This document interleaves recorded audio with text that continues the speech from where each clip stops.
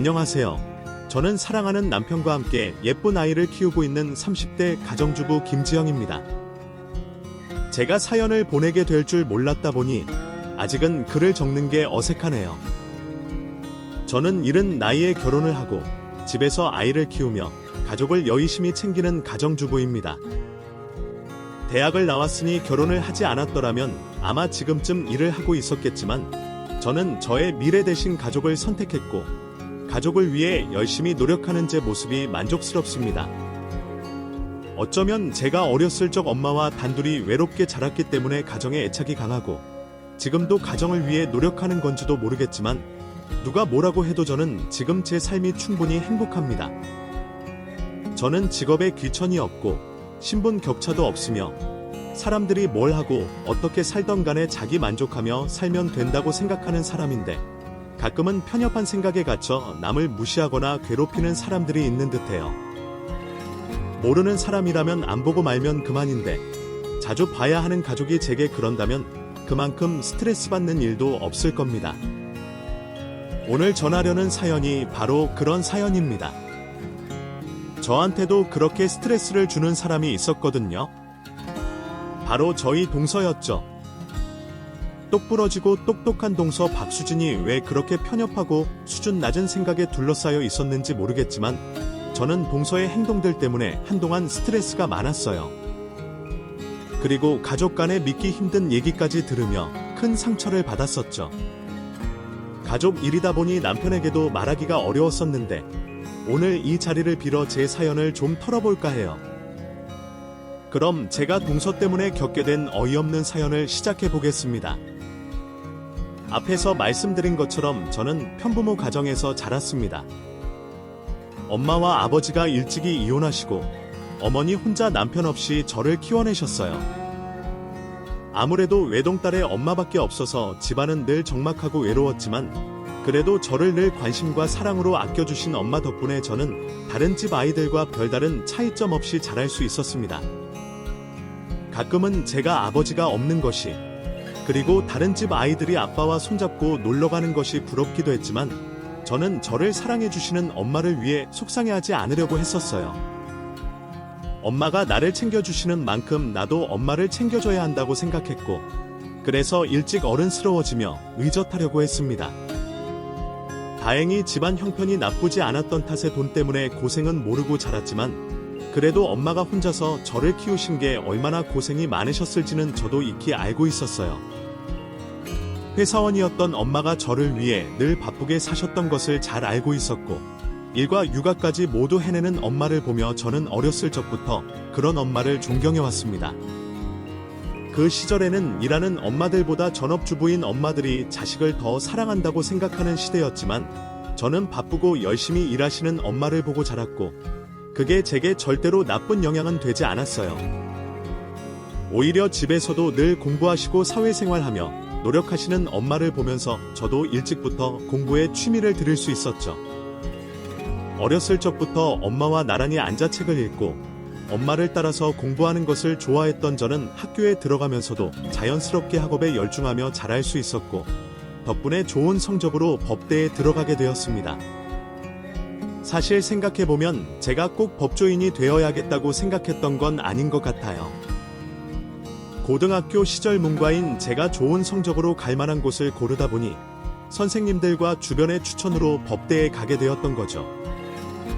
그렇게 어쩌다 보니 법대를 들어가게 되었지만 막상 들어가서 열심히 공부하고 노력하는 다른 친구들과 현직에서 일하시는 교수님들을 보며 저도 멋진 법조인이 되기를 꿈꾸게 되었습니다. 한때는 저도 법조인들이 나오는 드라마들을 보며 나도 그 사람들처럼 약자를 돕고 세상을 이롭게 하고 싶다는 생각을 하기도 했었어요. 그래서 대학 시절 내내 열심히 공부했고 변호사의 꿈을 꾸었습니다. 하지만 그런 꿈도 잠시 저는 대학 시절에 과팀으로 만나게 된 남자친구와 열렬한 연애를 하다가 속도 위반을 하며 급히 결혼을 하게 되었어요. 저희가 서로 무척 아끼고 사랑하기는 했었지만 그때는 저희도 어린 학생이었고 그런 일이 벌어질 줄은 정말 몰랐습니다. 그 나이에 결혼은 생각해보지도 못했던 일이었고 한창 꿈을 꾸며 공부하던 시기에 아이와 가정을 책임지게 되었다는 것이 막막하기만 했죠. 사실 믿고 싶지 않고 도망치고 싶은 마음도 있었고, 당시에는 정말 마음이 복잡했어요. 하지만 제 손을 잡고 부드럽게 다독여주는 남편을 보며 그렇게 용기를 내어 가정을 꾸리기로 했습니다. 그래도 한 학기를 남기고 그런 일이 생겨 겨우 대학을 졸업한 것이 다행이라 해야겠네요. 저는 졸업만 겨우 한 채로 출산을 하게 되었고, 출산 직전까지는 예상치 못하게 아이가 생긴 것이 무척이나 당황스러웠어요. 급하게 결혼식을 올릴 때까지만 해도 얼떨떨하고, 아이만 낳고 나면 쉬운 부모님이나 도우미에게 맡기고 시험 준비를 하며 꿈을 쫓겠다고 생각했던 저는 막상 아이를 낳고 난 후에는 완전히 생각을 뒤집어 버렸습니다. 이런 게 모성애라는 건지, 제 눈앞에 있는 그 아이를 보고서는 도저히 그 아이를 남에게 맡길 수가 없겠더라고요. 아이를 남에게 맡기고 공부가 될 것 같지도 않았고, 아이가 제 품을 알아보고 찾아오는 것이 벅찼던 저는 그런 아이를 제가 직접 기르고 싶었습니다. 그래서 저는 아이와 가족의 행복을 위해 제 미래를 포기하고 엄마로서 살아가기로 결심했죠. 제가 법조인의 길을 포기하고 결혼과 아이를 선택하자 주변에서는 재능도 많고 성적도 좋았던 제가 가정주부의 길을 택한 것을 많이 안타까워했습니다. 그 힘들다는 법대까지 가서 포기하려고. 차라리 애를 어린이집에 맡기고라도 공부를 하라는 애. 여태 공부한 게 아깝지도 않니? 너께서 공부하면 분명 사법고시 합격할 수 있을 텐데. 가족도 자식도 중요하지만 너만의 인생이 있는 거잖아. 벌써부터 가족에게 희생하려고 하지 마. 아깝다. 희생이다. 그런 얘기를 무수히 많이 들었고, 저 역시도 몇 번이나 고민을 해봤습니다. 하지만 제 생각은 확고했고, 남들은 불행하다 생각할지라도 저는 오히려 그제서야 행복을 찾은 거라고 생각했습니다. 분명 엄마와 단둘이 지냈을 때에도 어려움 없이 지냈다고 생각했었는데, 제가 자라서 내 아이를 낳고 가정을 꾸려보니 그 행복이 다른 것과 비교할 수 없이 더 큰 의미가 되어 주더라고요. 이전에는 느끼지 못했던 완전한 가정을 꾸리며 저는 저도 몰랐던 결핍을 충족하게 되었죠. 물론 자아실현도 좋고 저희 엄마처럼 일도 하고 자식도 잘 키우면 더할 나위 없이 좋았겠지만, 각자의 삶이 있듯이 저는 그 시간들이 소중하고 행복했습니다. 내가 나만을 위해 사는 것이 아니라 내 아이와 남편과 내 가족들을 위한다는 것들이 저를 더 큰 일을 하는 것처럼 느끼게 해주었죠. 그렇게 저는 가정을 챙기고 집안을 돌보며 행복하게 지냈습니다. 시부모님께서도 처음에는 저희의 속도 위반에 걱정하셨지만, 좋은 대학 나오고도 가정을 위해 살아가는 저를 보며 좋아하셨어요. 가족을 챙기고 집안일도 잘하는 저를 예뻐해 주시고 제게 시집살이 한 번 없이 잘 대해 주셨죠.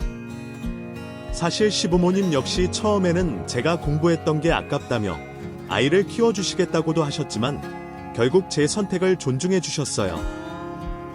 그러면서도 내심 제게 미안하셨는지 좋은 게 있으면 매번 챙겨주시고 제 사정을 신경 써주시며 아껴주신 덕분에 저는 다른 며느리들 부러울 것 없이 행복한 결혼 생활을 꾸릴 수가 있었습니다. 이보다 더 바랄 것 없이 행복한 결혼 생활을 하던 차에 시댁에서 기쁜 소식이 날아들었습니다. 대학 입학도, 추억도, 시부모님께 걱정 한 번 끼치지 않은 시동생이 결혼을 한다는 소식이었죠. 제 시동생이라서 칭찬하는 게 아니라 정말 괜찮은 사람이라서 안 그래도 제 주위에 짝지어 줄 사람이 없나 찾고 있었는데, 이번에도 역시나 가족들이 먼저 챙겨주기도 전에 알아서 자신의 결혼 상대를 데리고 왔던 거죠. 거기다 제게 동서가 될 사람의 직업은 변호사였습니다. 제가 다 애기운 시동생 거 아닌데 형수인 제가 괜히 시동생이 대견스럽더라고요.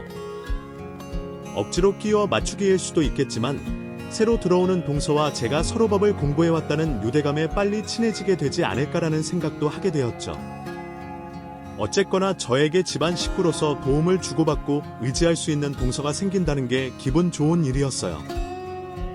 그렇게 기대를 한 알음 안고 상견례 자리에서 처음 동서를 만나게 되었습니다. 양가 부모님들께서 대화를 주도하시다 보니 가벼운 인사 외에는 동서와 직접적으로 말할 기회는 없었어요. 하지만 상견례 자리에서 잠깐 본 동서가 무척이나 마음에 들었죠.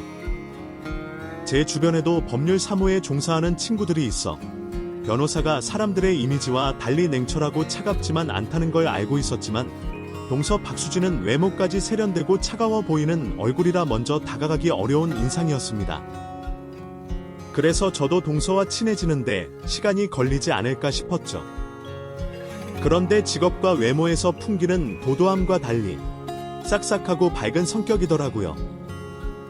형님, 이거 멀리서 못 드신 것 같던데 좀 드셔보세요. 고마워요. 안 그래도 남편한테 부탁하려고 했는데 나한테도 이제 이런 걸 챙겨주는 가족이 생겼네요. 말씀 편하게 하세요. 이제 저희가 한 집안이고 제가 아랫사람인데요. 그런데 정말 예쁘세요. 수민 씨, 시동생에게 말로는 들었지만 이 정도일 줄은 몰랐어요. 예쁘긴요. 이제 전부 다 화장 덕분이죠. 편하게 지낼 때처럼 화장 지우고 갈아입으면 동네 아줌마예요. 아줌마 아니실 것 같은데요? 사실 형님 되실 분이 가장 궁금했는데 실제로 만나 뵙게 되니 정말 다행이다라는 생각이 들어요. 무섭거나 못된 형님이면 앞으로 남은 결혼 생활 어쩌나 싶었거든요. 거기다 여기 와서 알게 된 거지만 법대 나오셨다고 들었어요. 그러면 아무래도 대화도 잘 통할 것 같아서 여러모로 다행이라고 생각이 들어요. 나야말로 처음 보고 혹시 차가운 성격이면 어쩌나 싶었는데 싹싹하고 부침성 좋아서 얼마나 다행인지 몰라요. 우리 앞으로 서로 이해하고 도우면서 친하게 지내요. 나도 도울 일 있으면 최선을 다해서 도와줄게요. 제게 먼저 말을 걸어준 동서 박수진은 그 외에도 저를 위해 이것저것 챙겨주며 싹싹한 모습을 보였습니다. 도도한 척 아무것도 모른 척 가만히 있는 동서보다 뭐 하나라도 더 챙겨주려는 동서의 모습을 보고 누가 싫어하겠어요. 친정 부모님과 시부모님 말씀도 귀담아 들어야 하는 상황인데 말이죠.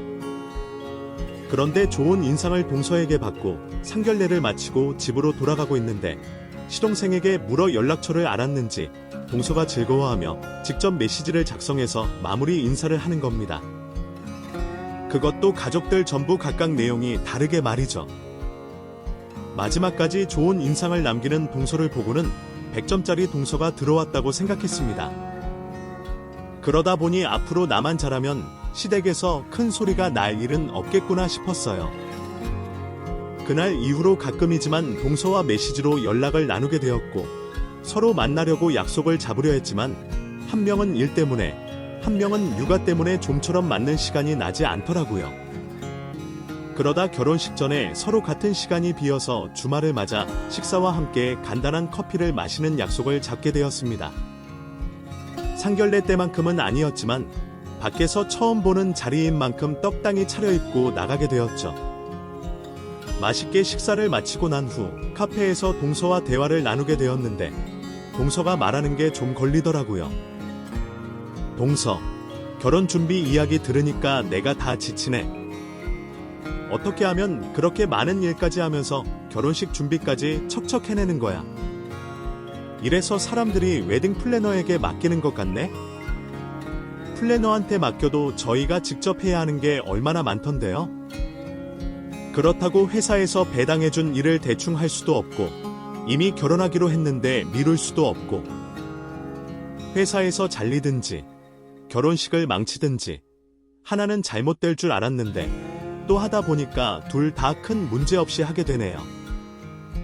대학 합격, 사시 합격해서 쉬는 시간보다 결혼식 준비 끝난 지금이 제 인생에 가장 마음 편하게 쉬고 있어요. 그래, 그 고생을 했는데 지금이라도 푹 쉬어야지. 그런데 동서 이야기 듣고 있으니까 부럽기도 하네. 어떠한 목표를 이루기 위해 노력하는 모습이 부러워. 주부들은 사실 내 목표보다 주위 사람들의 목표를 도와주는 조력자 입장이 되다 보니까 그런 열정도 목표도 가지기 힘들거든. 저는 오히려 형님이 부러운 거려. 집에서 아무것도 안 하고 남편이 벌어다 주는 돈 쓰면 되고 애들은 유치원하고 학교가 다 키워주잖아요. 요즘 집안일도 다 기계가 해주니까요. 결혼이 다가와서 그러는지 요즘은 지금 형님처럼 쉬고 있는 주부들 보면 세상 편하겠다 생각이 들면서 저도 다 포기하고 주부나 할까라는 생각이 들어요. 그때는 그런 말을 하는 동서가 아직 겪어보지 못해 내뱉는 말이라고 생각이 들었어요. 그래서 대꾸할 필요도 없다고 생각이 들었고 오히려 아직 어린아이 같은 생각을 가진 동서가 귀엽게만 느껴졌죠. 그런데 동서는 그런 생각을 저와 만날 때마다 이야기했습니다.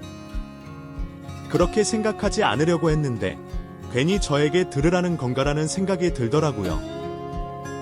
그래도 이건 사랑 입장에서 할 수 있는 말이다 생각하며 저는 말을 아끼게 되었습니다. 그러는 사이 어느새 시동생과 동서의 결혼식 날이 다가왔고 두 사람은 부부가 되었죠. 그러다 동서와 처음으로 맞이하게 된 명절이 다가왔습니다. 동서 입장에서는 처음 시댁에서 맞는 명절이다 보니 정신이 없을 것 같아 쉬운 일만 시키고 있었는데 그것도 잘 못하는 거예요. 알고 보니 결혼을 하기 전에도 공부하고 일만 하느라 주방 일을 한 적이 없더군요. 시부모님께서 살아계실 동안은 계속 해야 하는 일이기 때문에 제가 동서에게 이것저것 알려주게 되었죠. 칼질은 도저히 불안해서 맡길 수가 없었고 나무를 묻히는 일과 전을 뒤집는 일 정도를 알려주고 있었어요. 그 정도 일이야 우리 지민이 딸, 도 옆에서 거드는 일인데 다 큰 성인인 동서는 당연히 잘 해낼 줄 알았습니다. 그런데 그것마저 잘 못하더라고요. 사실 버무리기만 하면 될 것을 나물은 쥐어짜 놓았고 전들은 너무 익거나 부서져 있었습니다. 저도 이 정도로 못할 줄은 몰랐기에 어떻게 대처해야 할지 당황스러웠는데요. 그런데 그 광경보다 더 당황스러웠던 건 동서의 행동이었습니다. 죄송해요. 그래서 제가 말했잖아요. 저 이런 거에 소질이 없다고. 예전부터 그랬어요. 저는 앉아서 10시간이든 12시간이든 공부라면 하겠지만 요리나 집안일은 지금까지 잘한 적이 없다고요. 처음부터 잘하는 사람이 어디 있어. 나도 점점 하다 보니 잘하는 거지. 이제부터는 내가 다른 일 하지 않고 동서하는 거 옆에서 같이 지켜봐 줄게. 내가 하라는 대로 하면 잘 될 거야. 그냥 저 방에 들어가서 일하면 안 될까요? 이런 시댁 일이라도 해서 돈 버는 게 훨씬 나은 것 같은데. 저 대신에 일하시는 만큼 제가 수고비는 드릴게요. 저 공부 체질이라 죽어도 안 될 거예요. 전 형님처럼 주부 체질이 아니란 말이에요. 공부든 요리든 집안일이든 들인 시간만큼 안 되는 게 어디 있어. 그러지 말고 내가 봐줄게. 이리 와. 저랑 형님은 체질이 달라서 서로를 이해 못하는 거예요. 그래서 제가 합리적인 제안을 내놓는 거고요. 형님도 솔직히 안 될 줄 알고 가정주부로 눌러앉으신 거 아니에요. 반대로 생각하면 저에겐 주방일이 안 될 자리라고요. 투정 부리는 것도 막내 동생처럼 귀여워서 다 받아주고 있었는데 그게 잘못된 건지 귀엽게 선을 넘더라고요. 마치 제가 공부에 소질이 없어 가정주부의 길로 들어선 것처럼 말을 하는 겁니다. 거기다 제가 꼭 손이 느린 사람 아니더라도 눌러앉는다는 말을 쓰는 건 예의에 어긋나는 건데 제가 이래도 저래도 웃어주니 우습게 보였나 봅니다. 한번 따끔하게 말해주기로 했죠. 동서, 명절날 시댁에 놀러왔어. 이렇게라면 하면 될지. 도와준다고 하는데도 무슨 핑계가 그렇게 많. 거기다 내가 형님이 아니라고 해도 나이가 훨씬 많지 않아. 그런데 어디서 눌러앉는다는 말을 해. 그리고 저번부터 계속 동서는 변호사, 나는 할 것 없어서 하는 가정주부인 것처럼 말을 하는데 동서 학교 어디 나왔어? 그래, 학교야 시대별로 조금씩 입결이 다르다고 하자. 수능 성적 이 정도는 돼. 대학 학점은 이 정도는 되고 사람마다 사정이 있는 거야. 나도 우리 지민이 맡기고 내 직업 찾을 수 있었지만 나는 내 자식 자라는 모습에 모든 시간을 내 눈으로 담고 싶었고, 남편 챙기는 거, 시부모님 모시는 게 좋아서 선택한 거라고. 혼자 잘난 맛에 사는 거 좋은데, 그럴 거면 정말 대단한 사람 밑에서 내가 이런 말도 못할 정도는 되어 놓고 잘난 척해. 딴 말하지 말고 내가 봐줄 테니 여기 앉아서 전부터 하자. 동서 때문에 시간 빼앗겨서 바보니까 얼른 따라와. 무시하던 제가 자신보다 높은 수능 성적에 좋은 대학과 높은 학점을 받은 것을 증명하자 동서는 머쓱한 듯 민망해하며 그제서야 고분고분 말을 들었습니다. 그러면서도 자신이 한 행동에 반성은 하지 않고 자존심에 상처를 입었는지 눈에 도끼가 있는 듯한 모습을 보였죠. 그 모습을 보면서 저도 마음이 좋지 않았습니다. 저번부터 내내 저를 무시하는 동서의 말에 참을 수 없어 한 소리 한 거지만 동서와 잘 지내고 싶었으니까요. 그래서 음식 준비가 어느 정도 마무리가 되었을 때 잠시 숨을 돌리며 동서에게 사과도 하게 되었죠. 자신도 잘한 게 없다며 죄송하다고는 말했지만 확실히 이전보다는 우리 둘 사이가 멀어진 느낌을 받았습니다. 그래도 앞으로 잘 지내보면 다시 사이가 가까워질 수도 있었고 정 안 되면 이 정도 거리를 유지하면서 서로 예의 차리며 지내는 것도 나쁘지 않겠다 생각했어요. 그때까지만 해도 저는 동서의 마음이 그렇게 좁은지 몰랐으니까요. 그날 이후로 동서와 제 사이에 일이 생기기 시작했습니다. 시간이 지나면서 저는 그날의 일을 잠시 해프닝으로 넘겼고 동서는 일이 바빠지며 시댁에 오지 못해서 꽤 오랫동안 만나지 못하고 있었습니다. 그런데 회사 일이 줄었는지 동서가 먼저 저에게 식사 대접을 하겠다고 하더라고요. 저번 명절에 있었던 일에 사과한다는 명목으로 말이죠. 동서가 먼저 손을 내미는데 제가 안 잡을 수가 없었습니다. 병원 일이었고 식당도 알던 곳이라 평범한 옷차림으로 집을 나서게 되었죠.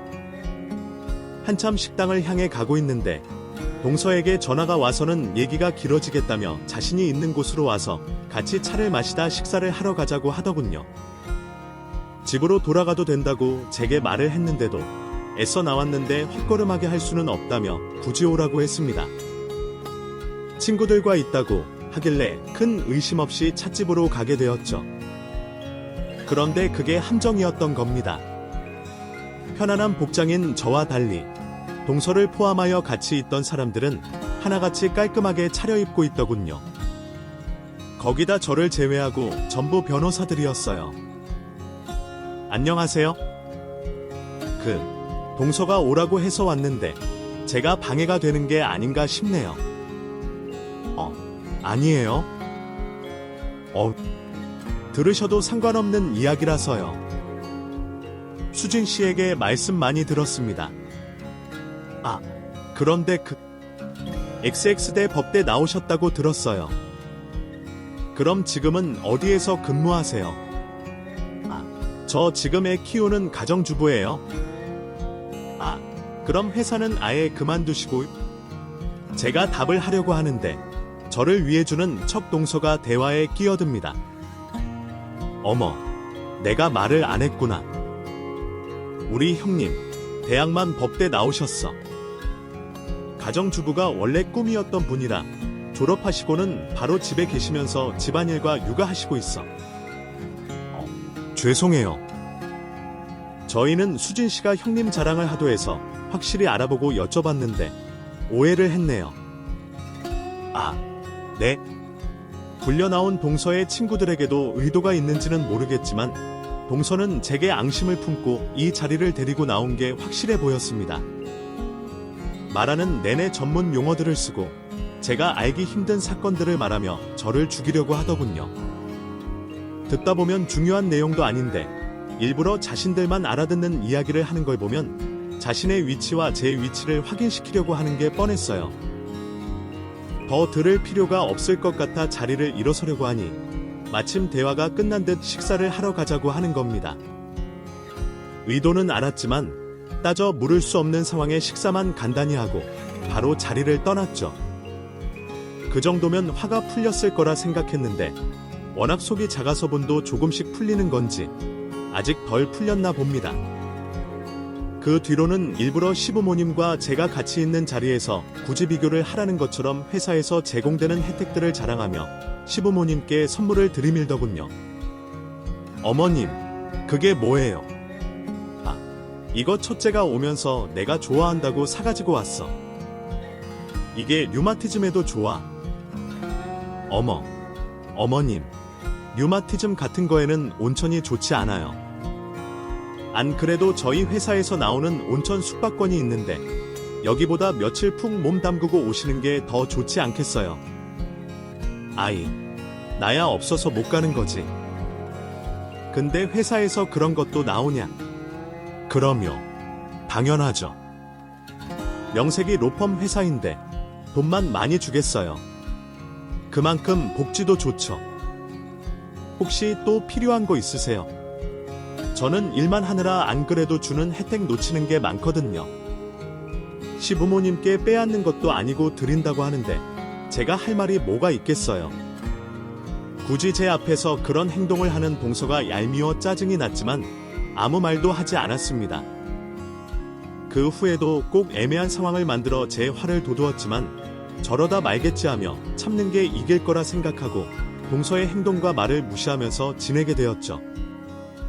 제가 아무 말을 하지 않아서 그런 건지 아니면 이제야 속이 좀 풀려서인지 한동안 동서는 잠잠해졌습니다.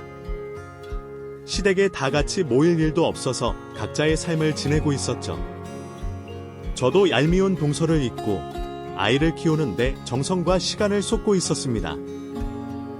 그런데 그 조용했던 일상도 잠시 집에 걸려온 전화 한 통으로 다시 신경질이 나는 시간이 시작되었죠. 어머니, 여행은 재미있으세요? 무슨 일로 전화하셨어요? 아, 그게 말이다. 이런 부탁해서 미안한데 혹시 지금 너 바쁘니? 아니요. 지금 지민이가 친구 집으로 놀러가서 집안 청소하고 있었어요. 그런데 왜 그러세요? 그게 수진이 제게 전화가 왔는데 급히 필요한 서류를 집에 놓고 왔다고 하네. 갔다가 돌아가면 시간이 촉박해서 지영이 너한테 가지고 와달라고 부탁을 하고 싶은데 아랫사람이 다 보니까 미안해서 나한테 바라는 것 같더라. 내가 갈 수 있으면 내가 갈 텐데 너도 알다시피 내가 둘째가 보내준 온천이니시 아버지랑 와 있잖니. 네가 둘째 내 집이랑 가까우니까 부탁 좀 하자. 내가 꼭 둘째에게 너한테 이번 일로 빚진 거라고 할 테니 이번만 해주렴. 어머니께서는 저와 동서 간에 있었던 일을 모르시고 단순한 부탁 정도로 생각하시고 말씀하셨겠지만 저는 그 부탁을 들으면서 딱 알겠더라고요. 분명 일부러 저를 고생시키려 하는 행동처럼 보였어요. 직접 전화를 걸면 제가 거절할 것을 분명히 알고 있으니 시부모님을 이용해서 제가 거절할 수 없게 하는 거겠죠. 그런 이유로 어쩔 수 없이 동서의 그검은 속내를 알면서도 부탁을 들어주게 되었습니다. 그렇게 급히 서류를 들고 동서가 일하는 회사 1층에서 기다리고 있으니 얼마 안 있어 동서가 급하게 뛰어오더라고요. 형님, 감사해요. 제가 요즘 워낙 바빠서 정신없어서요. 죄송해요. 이런 심부름까지 부탁하고 오시게 했어요. 아니야. 어쩔 수 있나. 급한 일이라고 하는데 도와줄 수 있는 사람이 도와야지. 정말 감사해요. 돌아가실 때라도 편하게 택시 타고 돌아가세요. 그리고 제가 여유가 생기면 오늘 일 꼭 갚을게요. 그래. 아무쪼록 고생하고 나중에 보자. 정말 이전 일에 대한 것들이 모두 풀리기라도 한 건지 동서는 비아냥거리지 않았고 처음 봤을 때처럼 예의를 차리더군요. 오히려 차갑게 말을 건네는 제가 더 무안할 정도였어요. 그런 동서의 모습을 보아서 그런지 돌아가는 동안 심술이 잔뜩 나있던 제 마음도 풀렸습니다. 그런데 그 일이 끝이 아니었습니다. 정말 일부러 그러는 건지 동서는 이후에도 여러 번 비슷한 심부름을 시부모님에게 돌려서 저에게 부탁했어요. 물론 그때마다 고맙다는 말과 죄송하다는 말을 저에게 했지만 그런 일이 계속되니 점점 의심스러워졌어요. 업을 며 거절하고 싶었지만 급한 상황이라고 시부모님께 말을 했을 테니 거절한다는 말을 하기도 뭐하더군요. 그러다 제게 서류를 건네받고 돌아서며 미소를 짓는 동서를 보면서 확신을 하게 되었습니다. 저를 일부러 골탕 먹이고 있다는 것을요. 그래서 이번에 연락보면 딱 잘라 거절을 하려고 했는데 이번에는 직접 연락이 오더군요. 형님, 이번에도 부탁 좀 드릴게요. 매번 어머님께 부탁드리는 것도 아니다 싶어서 이번에는 직접 연락했어요. 이번에는 정말 다시는 이런 일 없도록 할 테니 마지막으로 서류 좀 가져다 주시면 안 될까요? 급해서 그러는데 1시까지 좀 부탁드릴게요. 이번에는 제가 회의실에 있어야 해서 내려가지 못하니 도착하셔서 연락 주시면 제가 데스크에 연락해서 회사 들어오게 해드릴게요. 거절하려고 하다 어쩔 수 없는 척하며 이번에도 부탁을 들어주기로 했습니다. 이번 기회에 밖에서 따끔하게 한 소리 해야겠다 싶었고 확인할 것도 있었으니까요. 아무리 대충 회사를 다니는 일반 회사원들도 이렇게 계속해서 실수를 하지 않을 텐데 변호사나 되어서 서류를 매번 실수로 놓고 온다. 이건 아무리 생각해도 수상했거든요. 그전까지는 서류안을 한 번도 들여다본 적이 없었는데 이번에는 정말 급한 서류가 맞는지 확인을 하기로 한 거죠.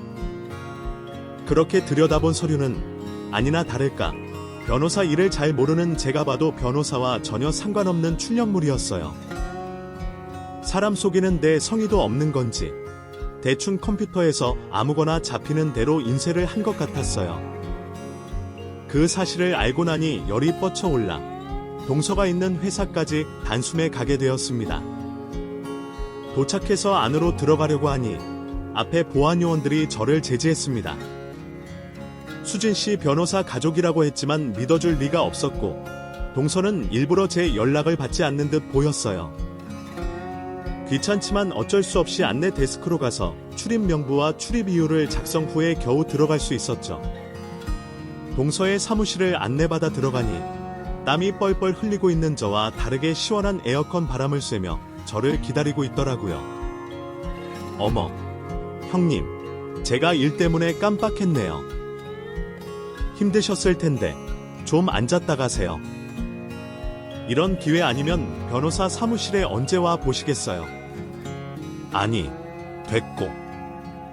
이거 필요한 서류. 근데 동서, 이전에 있었던 성적표 일 때문에 일부러 나한테 이러는 거지. 그래서 사람 골탕 먹여가며 필요도 없는 서류 심부름 시키는 거 맞지? 어머, 무슨 말씀이세요? 정말 필요한 서류들이었어요? 제가 변호를 맡게 되는 사람들 직업이 얼마나 다양한데요. 그래서 보시기에는 관련이 없어 보이지만 그렇게 전부 사전조사라고요. 아무것도 없는 웹페이지도 사전조사에 들어가. 동서, 다 아는 거야. 그리고 배울 만큼 배웠다는 변호사가 왜 질투 많은 사춘기 여학생처럼 굴어? 아직 정신적으로 덜 자란 거야. 이렇게 해서라도 주부인 나를 이겨먹고 싶어.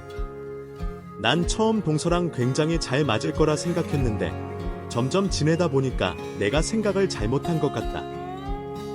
내가 동서를 키워줘야 하나 봐. 동서, 우리 지민이랑 같이 나한테 인성교육을 받아야겠어. 하기야, 수능 성적도 대학도 나보다 별 볼 일 없는데 내가 동서의 선생님이 되는 게 맞지 뭐. 뭐라고요? 형님이 뭐라고 날 가르쳐? 여기에 조차거 사법연수원 수료증은 있으세요. 그렇게 좋은 성적 가지고 제대로 된 직업은 있으세요. 겨우 집에 있으면서 아주머니가 주는 돈을 쓰기만 하면서 누구를 가르쳐요. 제 말에 동서는 흥분하여 말도 잘 나오지 않는지 버벅거리며 악을 지르고 있었습니다. 그 모습에 저도 화가 나 똑같이 악을 쓰고 있는데 소란 때문인지 사무실로 누군가가 문을 열고 들어오더군요. 들어오는 그 사람을 보고 동서는 놀라 급히 정신을 차리고 말했습니다. 어떻게, 편님, 죄송합니다. 저희 집에서 밥하는 아주머니인데 집안에 문제가 있어서 소란스러워졌습니다. 바로 내보내겠습니다. 대변하는 사람에게 지금 이 상황을 무마하려고 했는지 이번에는 저를 가사도우미로 만들더군요. 어이가 없어 고개를 돌리려고 하는데 대표라며 들어온 사람이 어딘가 익숙해 보여 눈이 계속 가는 겁니다. 제가 알아차리는 순간 로펌 대표가 저를 덥석 끌어안았어요. 업적. 잠깐만요. 사람들 많은데 왜 이러세요? 이거 놓고 사람들 없는 곳에서 말해요. 아빠, 좀 놓으신다고요. 회사 대표라고 한 사람은 바로 저의 친부였습니다. 아빠와의 오랜만에 만나는 거라 이건 로펌의 대표인지는 저도 모르고 있었어요. 아빠와 저의 관계는 좋다고 볼 수 있었지만 중간에 연락을 하지 않게 되면서 서로의 상황을 몰랐거든요. 그리고 부녀 간의 교류가 없었던 그럴 만한 이유가 있었습니다. 그 이유를 설명하려면 저희 엄마와 아빠께서 이혼하게 된 이유부터 설명해야겠네요. 평범한 집안의 엄마와 달리 넉넉한 형편의 친척들 모두 사자 직업이 있는 아빠 집안은 결혼 전부터 엄마를 무척이나 반대했다고 합니다. 거기다 아빠께서 검사이시다 보니 기대가 컸다고 해요. 그러한 반대를 극복하고 하게 된 결혼이었지만 친가의 시집살이를 엄마는 버틸 수가 없었다고 합니다. 아빠께서 도친 할아버지와 할머니를 말려도 보고 떼어놓기도 하면서 하실 수 있는 만큼 노력해보셨지만 친척들까지 합세해 엄마를 괴롭히자 더는 안 되겠다고 생각했나 봐요. 엄마를 위해서라도 어쩔 수 없이 이혼을 하게 된 거죠. 엄마와의 관계가 나쁘지 않았던 탓에 어린 시절에 저는 아빠와 자주 교류하면서 지냈죠. 하지만 제가 중학생이 되었을 무렵 아빠께서 재혼을 하시게 되면서 제가 일부러 아빠와의 만남을 피하게 되었습니다. 제가 난 아빠가 미웠다기보다는 저로 인해 아빠가 난감해지는 게 싫었어요. 그래서 아빠가 저를 만나고 싶다고 찾아왔을 때도 저는 여러 핑계를 말하며 아빠를 피했습니다.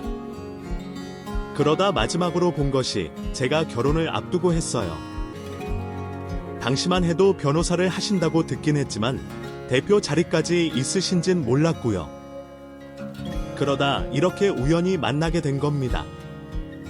사실 저도 반갑기는 마찬가지였지만 사람들이 다 있는 곳에서 이러는 게 민망했어요. 그래서 얼른 자리를 벗어나려고 하는데 제 눈에 어쩔 줄 몰라 하는 동서가 들어오는 겁니다. 한마디 말을 하고 싶었지만 우선은 아빠와 대화를 하기 위해 동서의 사무실을 나서게 되었죠. 아빠는 좀 전 상황을 물으셔서 저는 동서와 애가 있어서 벌어진 일이라며 말을 돌렸습니다. 확실히 저도 아이를 가진 입장이 되어서 그런지 마냥 아빠를 피하는 게 아니다 싶었습니다. 그래서 성인이 되고서 처음으로 아빠와 길게 대화를 나누게 되었고요. 그러다 보니 대화가 길어져 아빠와 저녁 식사까지 하게 되었습니다. 처음으로 아빠와 즐거운 시간을 보내고 집으로 돌아오는 길에 동서에게 전화가 오더군요. 아빠를 만난 일로 동서와 있었던 일은 까맣게 잊어버리고 있었는데 말이죠. 형님, 잘 들어가셨어요. 아까는 죄송했어요. 갑자기 왜 이렇게 저자세요? 아까 사무실에서 나한테 바득바득 소리 지르던 동서는 어디 갔고? 죄송해요. 제가 너무 흥분해서 해서는 안 될 짓까지 해버렸네요. 해서는 안 될 짓, 이번만 아니어요. 몇 달간 제가 너무 버릇없이 굴었어요. 죄송해요. 동서, 사람이 너무 가볍다. 어떻게 회사 대표가 내 친구라는 걸 알고는 이렇게 태도가 바뀌어? 이러다 우리 아빠가 대표 자리 내려오면 그땐 또 눈 뒤집고 덤벼들라고. 아니에요. 절대 그럴 일 없을 거예요. 제가 다시는 형님께 덤벼들지 않을 거예요. 그런데 형님, 오늘 혹시 대표님께 제 이야기 하셨나요? 아니, 내가 동서처럼 유치하게 할 사람은 아니잖아. 그래. 우리 좀 솔직히 말해보자. 나는 동서 이런 일들만 벌이지 않으면 딱히 악감정 없어.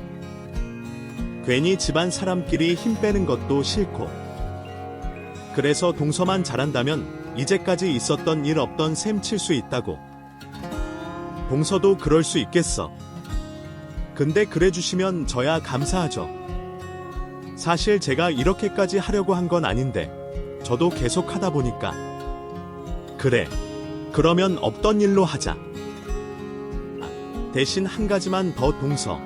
하는 일이 많은 것도 알고 있고 힘든 것도 알고 있는데 제발 좀 가정주부 무시하지 말자. 동서만큼이나 열심히 돌보고 남편 내조하고 친정 시부모님 챙기는 사람들도 있어. 그런 사람들은 휴일에도 휴가 때도 퇴근 없이 계속 일을 하는 거랑 다름없다고. 그러니까 그 생각 자체를 좀 바꿔. 바꾸는 게 정 힘들면 동서도 애 낳고 육아휴직하면서 경험해보고 난 뒤에 말하던가. 할 수 있겠어. 네. 형님, 정말 지금까지 잘못했어요. 동서의 대답이 진심인지 아닌지 알 수는 없었지만 어찌 되었건 그날 이후로는 아무런 문제 없이 지내고 있습니다. 아무런 문제가 없다고 하기에는 동서가 많이 변하긴 했지만요. 제가 군대는 다녀오지 못해서 잘은 모르겠지만 아마 군대서 노임 관계가 이러지 않을까 싶을 정도로 동서는 제 말 하나하나에 꼼짝 못하게 행동하고 있어요. 눈치 못 챌 정도로 짓궂은 장난을 쳐보는데 아무 의심 없이 말을 듣는 동서를 볼 때면 웃음이 날 정도죠. 그래서 지금은 이전처럼 행복에 겨운 생활을 하고 있고요. 지금은 둘째를 임신 중인데 동서가 정말 많이 도움을 주고 있어요. 그렇게 제 유일한 걱정거리였던 동서와의 관계도 잘 해결되었습니다. 제가 나서고 노력해서 해결하게 된 결과는 아니라서 그런지 모르겠지만 이곳의 여러 사연들처럼 무조건 눈에는 눈, 이에는 이라는 식의 함무라비 법전처럼 복수할 필요는 없다고 생각합니다. 괜히 똑같은 사람이 될 필요는 없으니까요. 물론 이것 또한 상황에 맞게 선택해야겠지만요. 그럼 여러분들께서도 가족, 친지분들과 행복하게 보내시고 좋은 하루 보내시길 바라겠습니다. 감사합니다. 오늘 이야기를 끝까지 들어주셔서 감사합니다. 김지영 씨의 여정을 통해 공감하시거나 무언가를 느끼셨다면 좋아요, 구독, 그리고 소중한 사람들과 공유해주세요. 여러분의 응원은 저희가 더 따뜻한 이야기를 전할 수 있는 큰 힘이 됩니다. 다음 영상에서 다시 만나요.